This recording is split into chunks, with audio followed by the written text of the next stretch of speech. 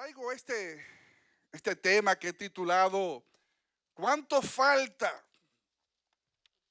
¿Cuánto falta la esperanza de que Él lo vuelva a hacer? Una de las cosas que me fascina de la palabra de Dios, sobre todo el libro de los Salmos, y si pueden, vayan ahí buscando el Salmo 6 en sus Biblias, Salmo número 6. Una de las cosas que me fascina sobre todo de los salmos es que los salmos son sumamente transparentes. Vemos a los salmistas, sabemos que David fue uno de los principales aportadores al libro de los salmos, pero no se limita a David, hubo otros hombres que aportaron no salmos a este gran libro de 150 capítulos. Pero me fascina leer el libro de los Salmos y encontrarme con distintas emociones, con distintos sentires, donde vemos a un salmista en un momento determinado de repente alabar a Dios, hablar de que el cielo está despejado, el sol está afuera y todo va viento en popa y gloria a Dios, aleluya, como también encontrar a un salmista cabizbajo, preocupado, medio angustiado, triste, no muy bien viendo la mano de Dios y preguntándose, como vemos aquí en este título y veremos en este Salmo 6, Señor, ¿hasta cuándo? ¿Hasta cuándo, Señor? ¿Cuántos hemos preguntado hasta cuándo, Señor, en algún momento? Creo que todos, si somos honestos, hemos pasado por situaciones donde sentimos y la oración ha sido, Señor, yo no sé si yo aguante esto mucho más. Señor, mete tu mano. Señor, rescátame. Señor, asísteme. Señor, acércate. Señor, sácame de esta porque tengo, no el agua al cuello. Hace rato estoy buceando y nadando y flotando, no en medio de una circunstancia que me tiene sumamente agobiada. El Salmo 6 tiene un título y este título es original al texto. Ustedes saben que nosotros usualmente decimos que los pasajes bíblicos a veces tienen cabeceras que fueron colocadas mucho luego, no fueron parte de la inspiración original, sino que fueron colocadas para el provecho y la orientación del lector. Por ejemplo, uno lee en los evangelios, Jesús multiplica los panes y los peces. Ese título no es parte del texto original, sino que es un texto que se puso tiempo después, como lo son los capítulos y lo son los versículos, que en el texto original de toda la palabra de Dios no habían ni capítulos ni versículos. Sin embargo, para nuestra orientación, en la facilidad de nosotros encontrarnos y movernos en los pasajes y saber de qué se trata cierta, cierta porción de las escrituras, se nos ponen estas orientaciones. Este título que lleva este Salmo 6 sí es parte del texto original, donde estoy leyendo de la Nueva Traducción Viviente, dice el título, para el director del coro, Salmo de David, acompañarse con instrumento de 8 cuerdas. Me fascina ver a un David, ¿no? O sea, dando instrucción. Miren, este salmo, que como ustedes verán, es un salmo triste, melancólico, cabizbajo, uno de esos salmos que uno no quisiera a veces ni verlo figurar, pero vuelvo y digo, me fascina la transparencia de la palabra de Dios, que la palabra de Dios no oculta lo que hemos, ni lo que hemos hecho, ni cómo nos sentimos. Por eso vemos en la palabra de Dios de tapa a tapa historias, relatos de hombres y mujeres que tuvieron sus altas y tuvieron sus bajas, ¿sí o no? Hombres y mujeres que tuvieron, no hicieron grandes proezas en nombre del Señor, sin embargo, tuvieron unos capítulos en sus vidas que dan pena narrarlos y leerlos. Sin embargo, aquí vemos a un David diciéndole al director del coro, o sea, cuando en la presencia de Dios vayamos a cantar una canción, consideren esta canción en el playlist. O sea, consideren esta canción en el repertorio del próximo domingo, ¿no? Y tóquenlo, le da la instrucción específica con instrumentos de 8 cuerdas, probablemente una versión de un arpa, ¿no? Hermanos, nosotros tenemos que entender que hay momentos difíciles que atravesamos, ¿sí o no? Momentos que no entendemos, momentos que no sabemos cómo salir de ellos. Escuchemos, digamos, ese primer versículo del Salmo 6. Dice lo siguiente, dice, oh Señor, no me reprendas en tu enojo, ni me disciplines en tu ira. Lo primero que quiero decir también es que hay que entender que David pasó un sinnúmero de situaciones en su vida, realmente apremiantes, difíciles.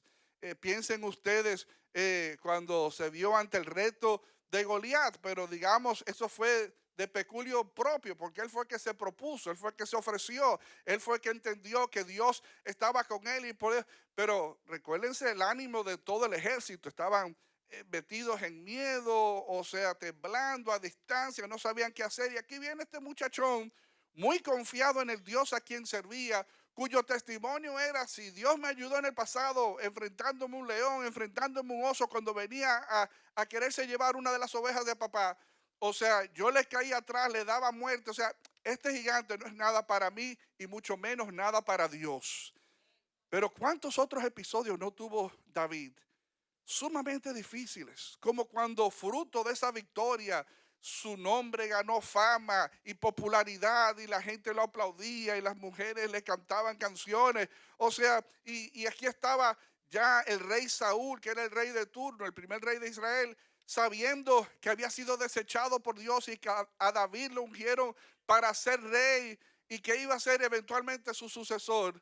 Saúl se emprendió en contra de David y comenzó a perseguirle y a caerle atrás, ¿no? Y a hacerle la vida imposible. Y leemos una buena porción de la historia y la narración de David es huyéndole a Saúl, es teniendo que estar siempre mirando sobre su hombro en peligro, en temor de que Saúl lo alcanzara y le diera muerte, no, y no buenos consejos, no, sino que la intención de Saúl era matar, salir de David, que era una amenaza a su trono.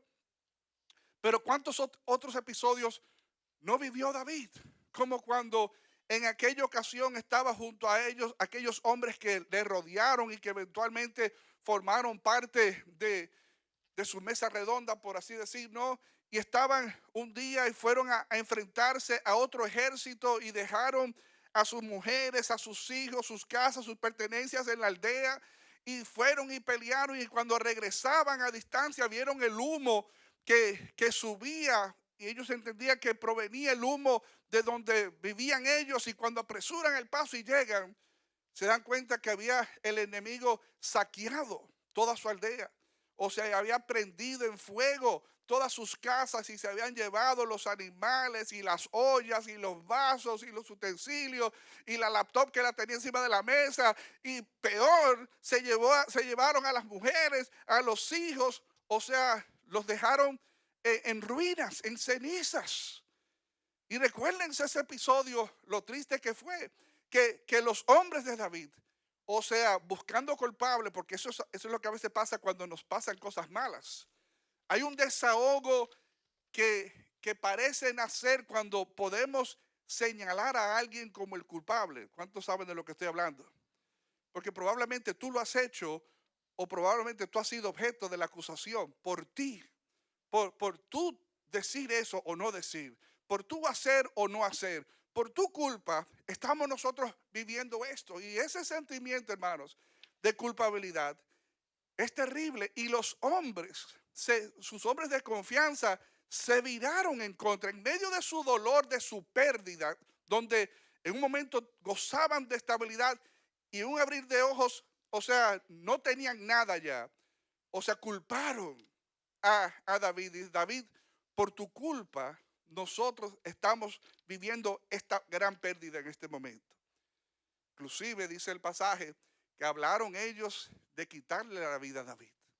O sea, imagínense, si ellos se hubiesen ensañado y levantado en contra de David, posiblemente lo hubiesen matado, se hubiesen querido. Y ahí vemos a un David que dice el pasaje, y David se fortaleció en el Señor. Y dice que oró al Señor. Y dice que oró amargamente. Algunos dicen inclusive, no se sabe bien ante cuál episodio de David él está escribiendo este salmo, pero fue evidentemente un episodio triste, difícil. Piensen ustedes después David siendo ya rey, cuando su hijo Absalón se rebela en contra de su persona. Cuando su hijo Absalón, su hijo de carne y sangre, a quien amaba con todo su corazón, de repente tomó una postura de querer tumbar a su papá, de querer llevarle la contra a su papá, de motivar y socavar los ánimos del pueblo para que se pongan en contra de su papá David y que se afiliaran a su persona.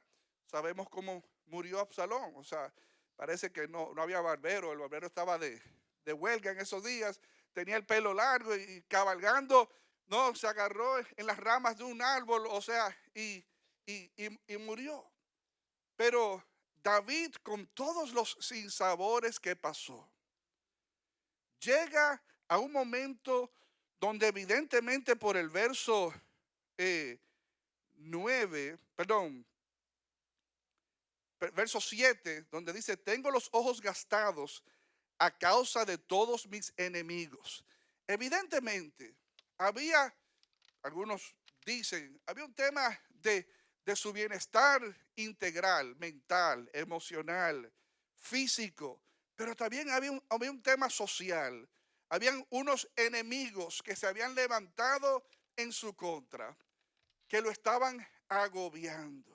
Y por eso dice el versículo 6, oh Señor, no me reprendas en tu enojo, ni me disciplines en tu ira. ¿Cuántas veces nosotros no pasamos por circunstancias donde no necesariamente es Dios castigándonos porque se le ocurrió hacernos la vida difícil, sino que son frutos de una mala decisión nuestra? ¿Saben de lo que hablo?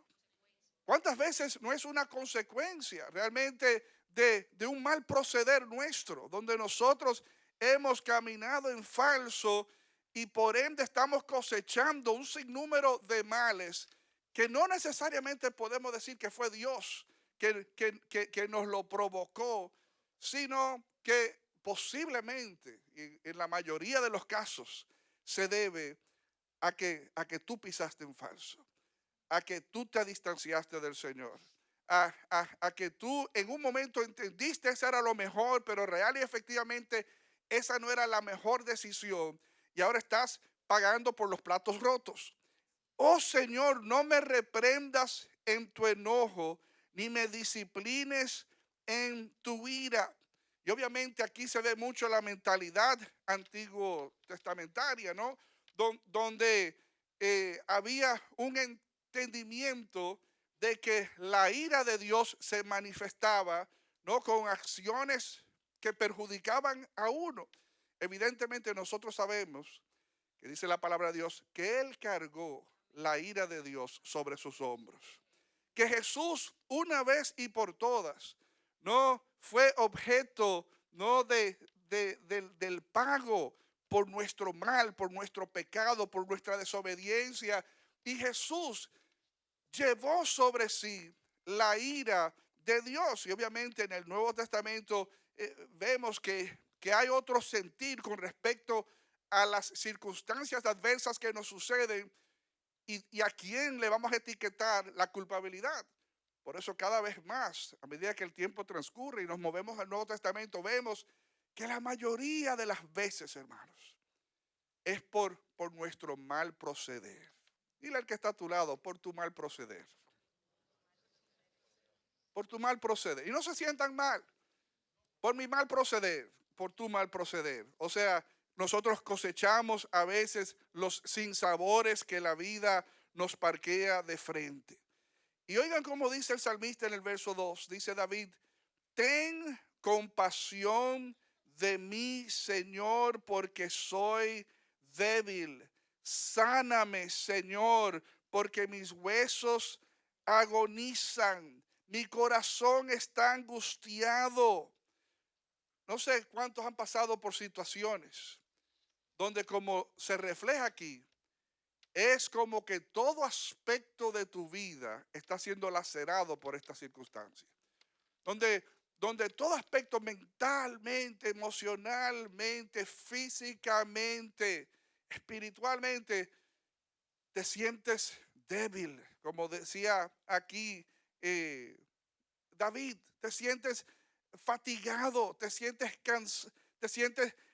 cansado y necesitas la sanidad de Dios. La sanidad que no solamente es la física, sino que necesitas sanidad mental, sanidad emocional, sanidad espiritual, sanidad física, todas las, all of the above. O sea, lo necesitas de parte de Dios, porque la situación te ha venido a abrumar y te ha sobrecogido en una inmensa manera. Mi corazón está angustiado. ¿Cuántos salmos no hay? Por temas de tiempo no me voy a poner a citarlos, pero ¿cuántos salmos no hay donde el salmista habla de la angustia? ¿No? Y el que ha probado la angustia, hermanos, es un terrible sentir. Pero qué bueno que la palabra de Dios nos dice que cercano está el Señor al angustiado de alma. Cuán fácil, hermanos, se nos hace pensar que mi angustia del presente es por un capricho de Dios, que mi angustia presente es por una mala fe de parte de Dios. No, hermanos, nuestra angustia probablemente es un fruto de una semilla que usted y yo sembramos. Algo que usted y yo hicimos o no hicimos trajo como producto esta temporada, este season de angustia. Y como dice en el verso 3, David pregunta, ¿cuánto falta, oh Señor, para que me restaures? Y quiero enfatizar esa pregunta en esta mañana, porque posiblemente hayan personas aquí que estén pasando por la situación que sea de salud, de matrimonio, de finanzas, de lo que sea, y te sientes sumamente cansado. Y como un suspiro de tu alma, te sale la oración, Señor, ¿hasta cuándo? ¿Hasta cuándo, Señor? ¿Cuánto falta para que me restaures? Como a veces, qué sé yo, si uno necesita hacer un pago de algo, uno está contando los días para el próximo día de cobro. Wow, y a veces contamos los días, ¿sí o no?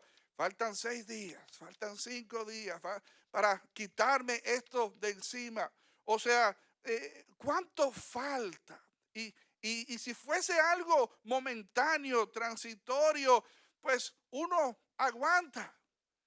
Pero cuando tenemos cosas reposando sobre nuestros hombros, que ha picado y se ha extendido, donde esto que uno pensaba que dentro de poco se iba a resolver y ahora no le vemos el fin, no vemos cuándo se va a terminar, uno comienza a desesperarse, hermanos. Y quiero decirte en este día, no te desesperes. No te desesperes porque el Señor está más cercano a ti de lo que tú pudieses entender o darte cuenta. El Señor está a la par tuya, queriéndote auxiliar. Te preguntas, ¿cuánto falta, oh Señor, para que me restaures? Y el verso 4 es fabuloso. Además de la pregunta de cuánto falta, quiero que te parques con esta expresión que dice en el verso 4, donde él dice, vuelve, oh Señor, y rescátame. Algunos analizan y dicen que este vuelve pudiesen verse de dos maneras y realmente. Uno es, vuelve como si el Señor se fue, ¿no? Y está a distancia, está quitado de bulla, está desatendido, no sabe lo que me está pasando. Señor, o sea, vuelve, o sea, regresa a lo que nosotros siempre decimos. ¿Y cuándo fue que el Señor se fue? ¿Cuándo fue que el Señor se alejó? Es como yo decía hace unas semanas, que a veces decimos que yo encontré al Señor como si el Señor se había perdido. O sea, el Señor no se ha perdido, hermano. Quien estaba extraviado éramos usted y yo. Por eso Él vino a la tierra a buscar y a salvar lo que se había perdido. Cada uno, dice el profeta Isaías, como oveja, tomó su camino, se fue, ¿no? Por diferentes rumbos, por diferentes caminos, a hacer y a deshacer. Nosotros, hermanos, somos los que nos hemos alejado del Señor.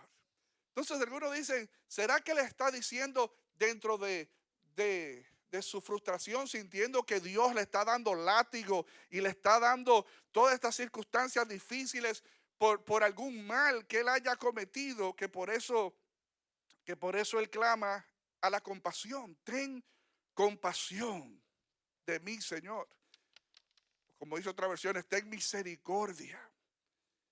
Que misericordia tiene que ver con no recibir el mal que merecemos. ¿Están conmigo, amados? Y gracia tiene que ver con recibir el favor que no merecemos. ¿Están conmigo? Cuando hablamos de la gracia de Dios, es ese favor inmerecido. Cuando hablamos de misericordia, es cuando nos libra de recibir el castigo que nos merecíamos. Entonces David está aquí entendiendo que lo que le está pasando es porque Dios lo está permitiendo, Dios lo está auspiciando, apadrinando, y por eso él dice, Señor, ten misericordia de mí. El otro vuelve, hermanos. Puede ser también el uno recordar las veces en que el Señor nos ha socorrido en el pasado. Vuelve, oh Señor, y rescátame. O sea, así como tú lo has hecho en el pasado, y cuántos salmos no hay que hacen mención de eso también, de no haber estado el Señor con nosotros. Diga todo Israel, de no haber estado el Señor con nosotros, hubiésemos esto, hubiésemos aquello, hubiésemos cuánto, hubiésemos padecido, hubiésemos muerto. O sea, y hacen todo un recorrido de las veces en que they were spared.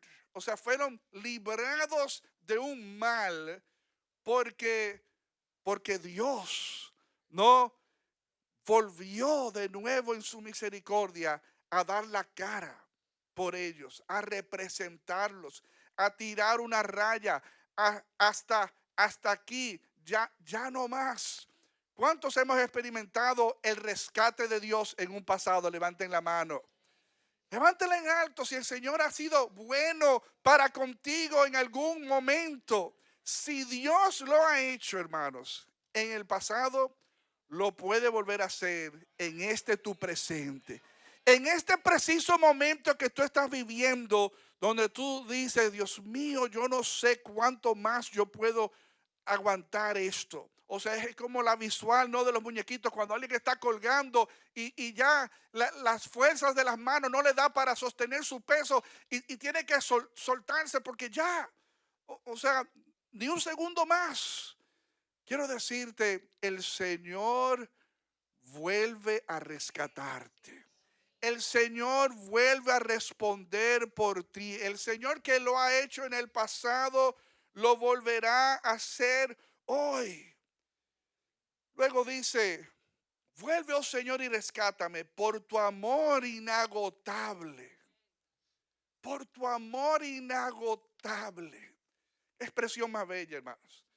Un amor que siempre fluye, que siempre fluye, que siempre fluye, que nunca se detiene. Yo miraba el video de la cascada y pensaba en este versículo de ese amor inagotable que nunca fluye. Entonces me recordé que hasta la catarata de Niágara se ha congelado. O sea, es esa gran corriente, flujo de agua de las cataratas de Niágara, con todo ese cuerpo, los que han ido y lo han visto, no, o sea, ese cuerpo ante un frío intenso sabe congelarse. O sea, it comes to a standstill. O sea, ya el agua no sigue corriendo, se detiene hasta que se derrita y abra paso y vuelva a fluir. El amor de Dios, nada ni nadie lo detiene, hermanos. Es inagotable, hermanos. Never gonna run dry. Nunca se va a secar el amor de Dios para con tu vida. Nunca se va a detener el amor de Dios para con para con tu vida. Por eso el apóstol Pablo da aquella expresión en el libro de los Romanos: mirad con cuán amor nos ha amado Jesús, que siendo nosotros pecadores, Cristo murió por nosotros. Mirad cuán amor, pero qué tipo de amor, hermanos. No, si tú crees que tú amas, en buen dominicano, tú eres un chivito hartejobo. O sea, eso no lo entienden los dominicanos. O sea, tú lo que estás es gastando saliva. O sea, tú no sabes lo que es amor. Amor de Dios es sin par, hermanos. El amor de Dios, hermanos, es inagotable.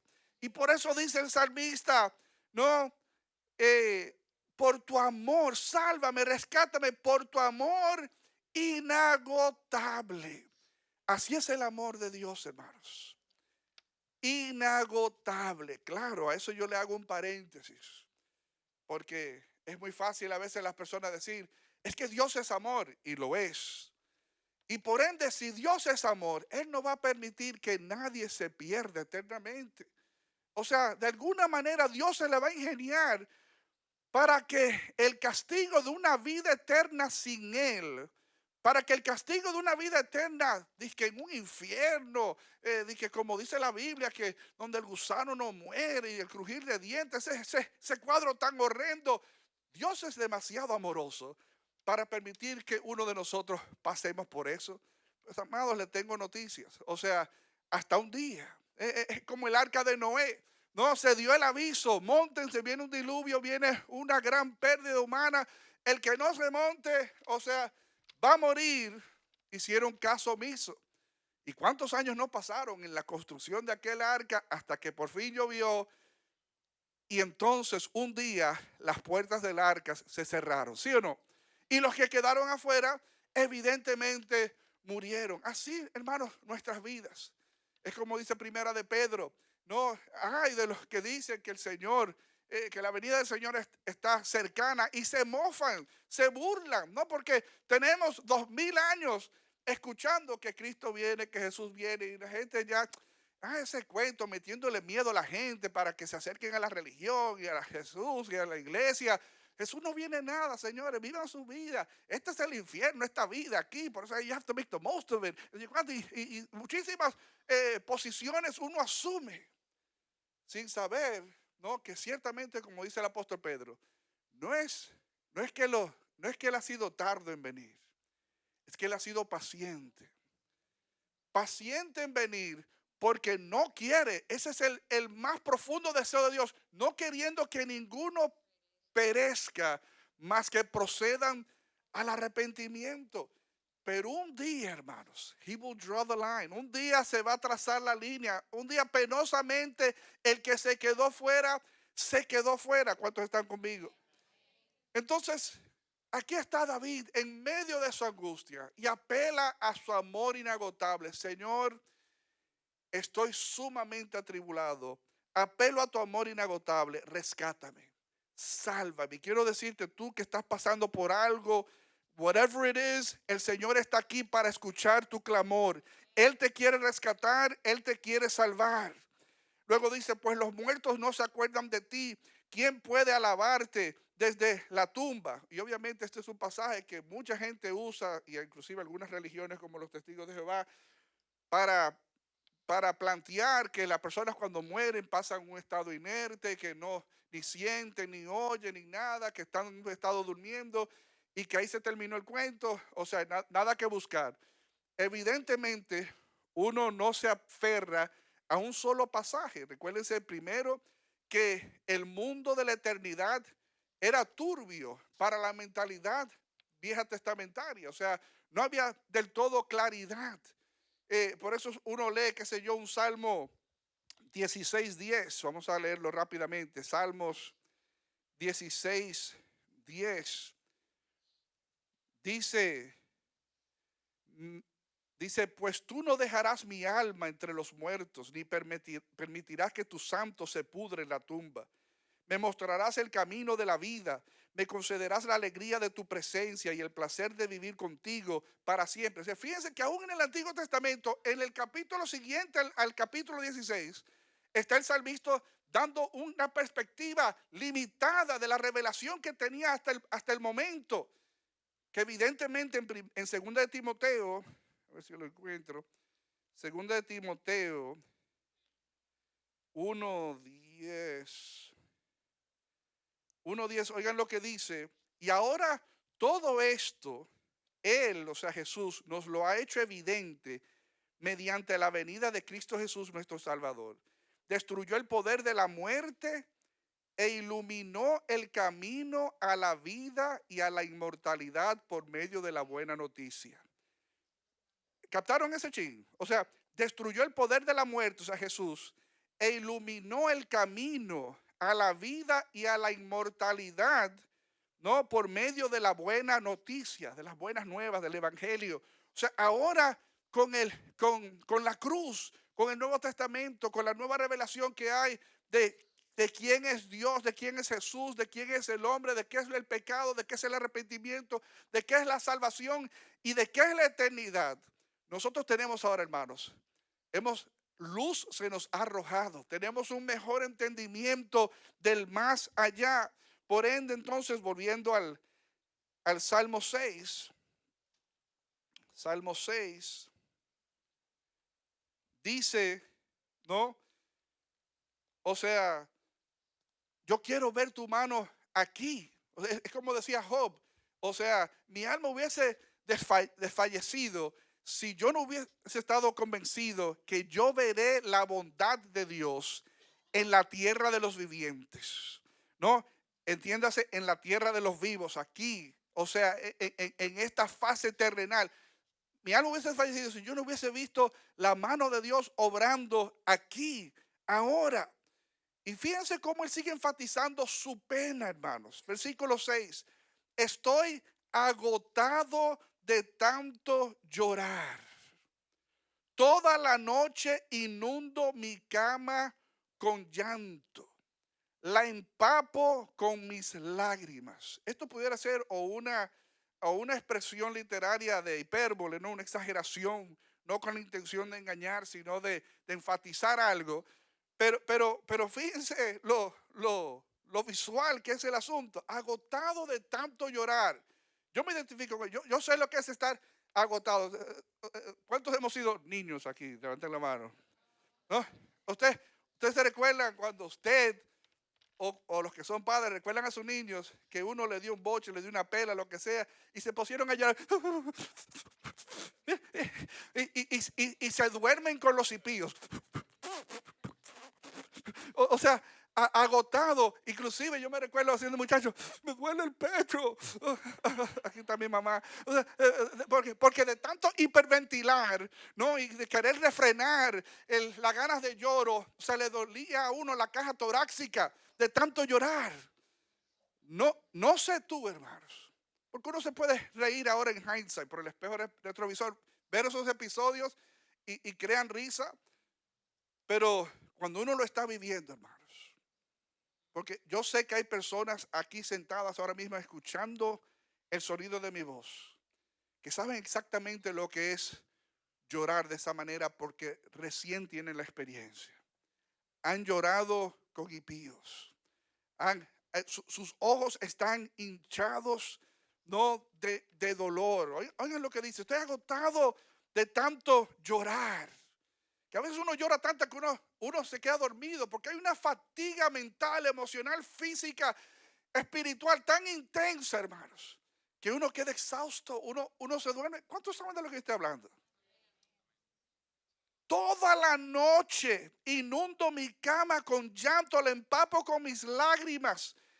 El dolor nubla mi vista, hermano. El dolor nubla mi vista. Esto pudiera tener dos connotaciones.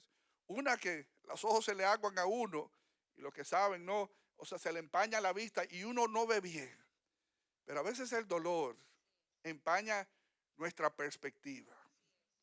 El dolor daña nuestra perspectiva.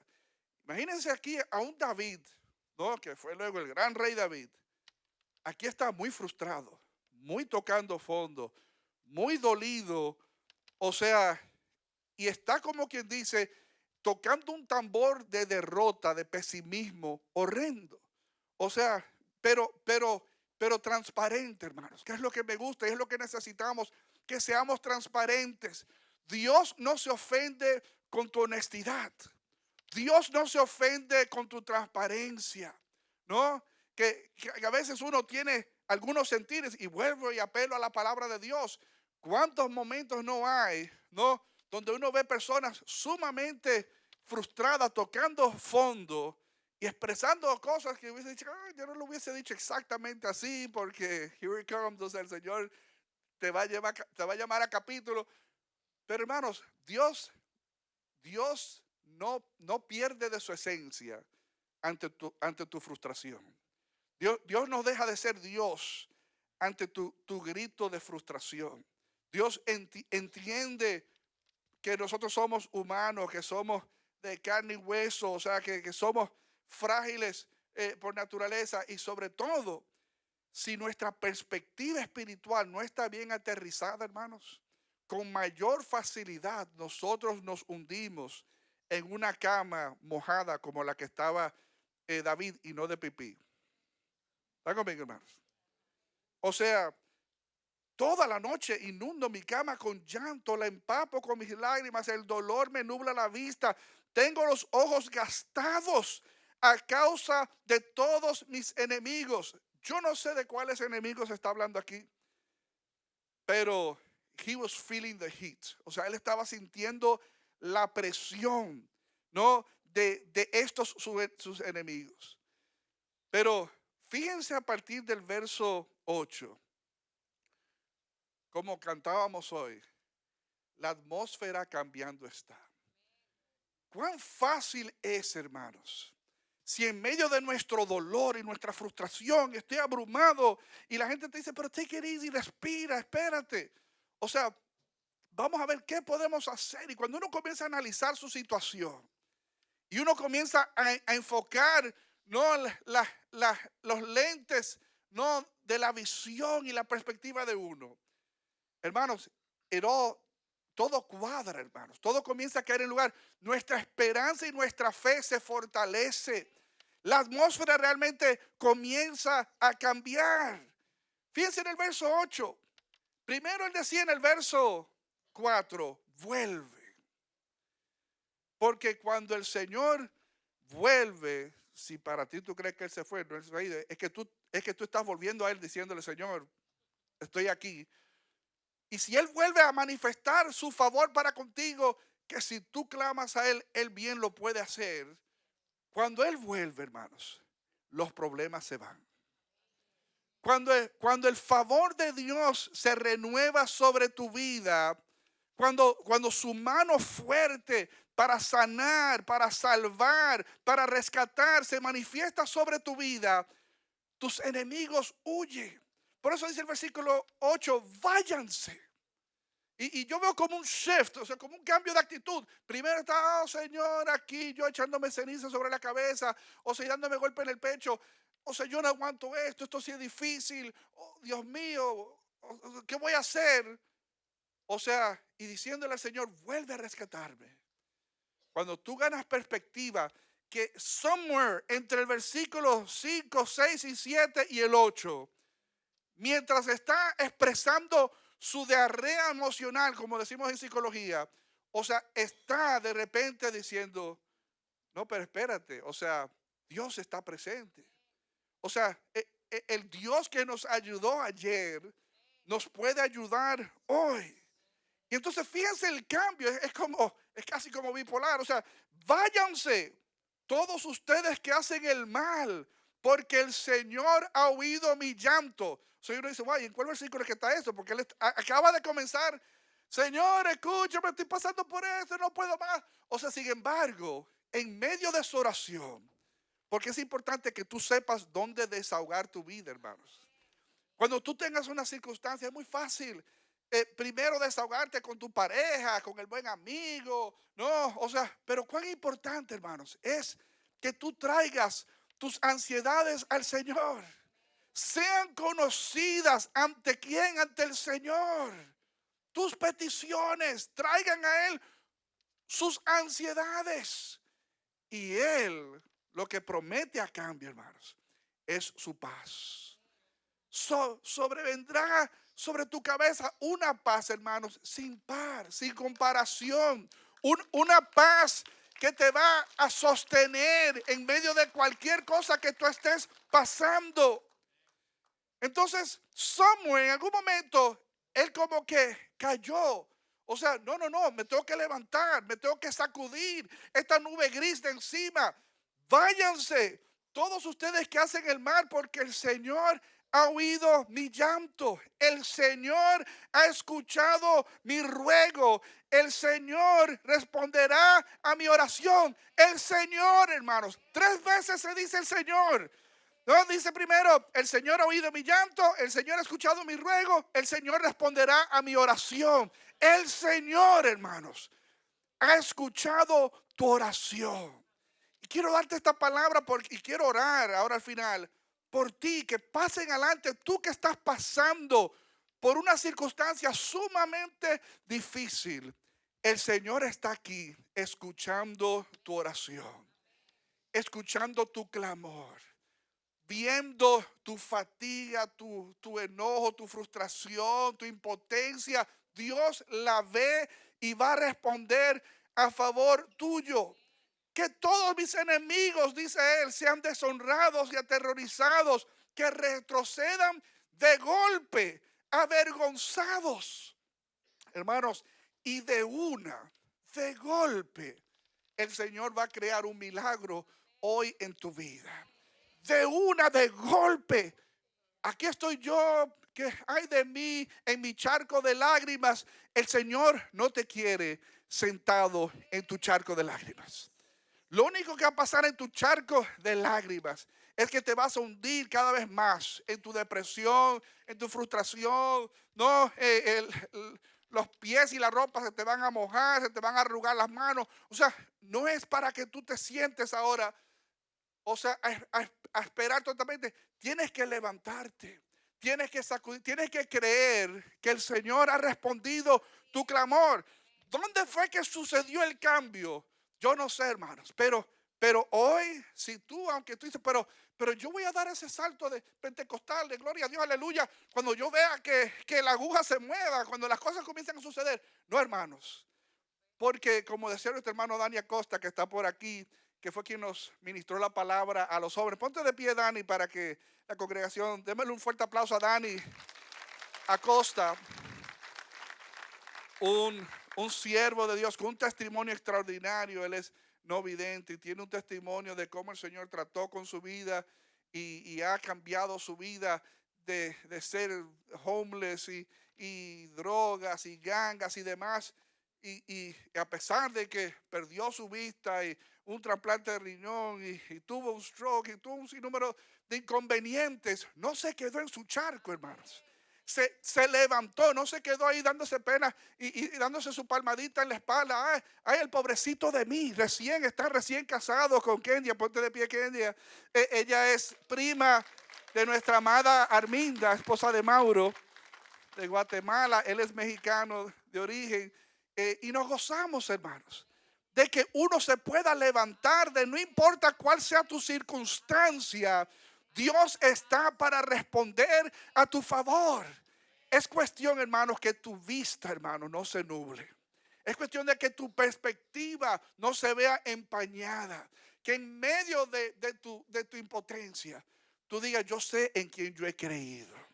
Yo sé en quién yo he creído. Yo sé que al fin yo me levantaré. Pero no voy a esperar a yo sentirme mejor. Ponte de pie, porque yo pienso que la fe, hermanos, la fe se activa con la acción. Yo pienso que cuando Pedro y Juan con el cojo, o sea, ponte sobre tus pies. No digo, bueno, pero vengan, ayúdenme, levánteme. No, o sea, hubo una fe porque creyó las palabras, hizo un esfuerzo y en el esfuerzo se puso sobre sus pies y anduvo, hermanos. Hoy yo quiero que tú te llenes de esa fe, que Dios va a responder y va a cambiar tu presente circunstancia. que las nubes que están sobre tu cabeza se van a despejar, que el Señor va a abrir los cielos de favor para contigo, de que va a haber provisión de todo tipo de parte de Dios, que va a haber ahora una temporada de bonanza sobre tu vida, de puertas abiertas sobre tu vida, porque puerta que el Señor abre, hombre no la podrá cerrar, hermanos. Pónganse sobre sus pies.